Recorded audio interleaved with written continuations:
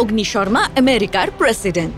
চীনের তিয়ানজিন শহরে মোদির চালে কার্যত নাস্তানাবুদ ডোনাল্ড ট্রাম্প। পুতিন এবং ভারতের প্রধানমন্ত্রীর হাসি মুখে ঘুম উড়েছে আমেরিকার। কারণ ভারত রাশিয়া কাছাকাছি এলেই শুল্ক বাড়িয়েও খুব একটা লাভ হবে না মার্কিন যুক্তরাষ্ট্রের।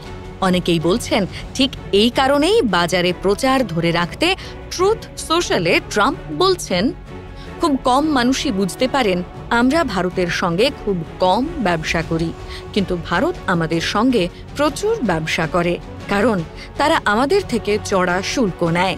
পুরোটাই একমুখী বিপর্যয়। এমনকি তারা তেল এবং বেশিরভাগ প্রতিরক্ষা সরঞ্জাম রাশিয়ার থেকে কেনে, আমাদের থেকে কেনে খুব কম। ভারত এখন বলছে তারা আমাদের পণ্যের শুল্ক শূন্যে নামিয়ে আনতে তৈরি, কিন্তু এখন অনেক দেরি হয়ে গিয়েছে। ডোনাল্ড ট্রাম্প, মার্কিন রাষ্ট্রপতি। অনেকেই বলছেন 20, 40, 50, 70% শুল্ক চাপিয়ে খুব একটা লাভবান হবেন না ডোনাল্ড ট্রাম্প, কারণ তথাকথিত আমেরিকা বিরোধী দেশের সাহায্য এক্ষেত্রে গুরুত্বপূর্ণ ভূমিকা পালন করবে।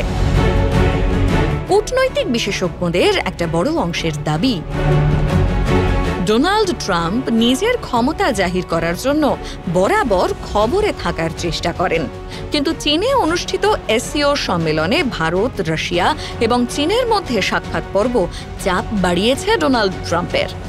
বারবার যুদ্ধ থামানোর কৃতিত্ব নেওয়া দেশ খানিকটা বিপদে পড়েছে এই ক্ষেত্রে। এই বিপদ বাড়ার আসল কারণ হিসেবে দাবি, ভারত বরাবর তেল আমদানির ক্ষেত্রে যেমন মধ্যপ্রাচ্যের একাধিক দেশের ওপর নির্ভরশীল, তেমনি বছরের পর বছর ধরে ভারতের বিশ্বস্ত বন্ধু রাশিয়া থেকে এদেশে তেল আসে।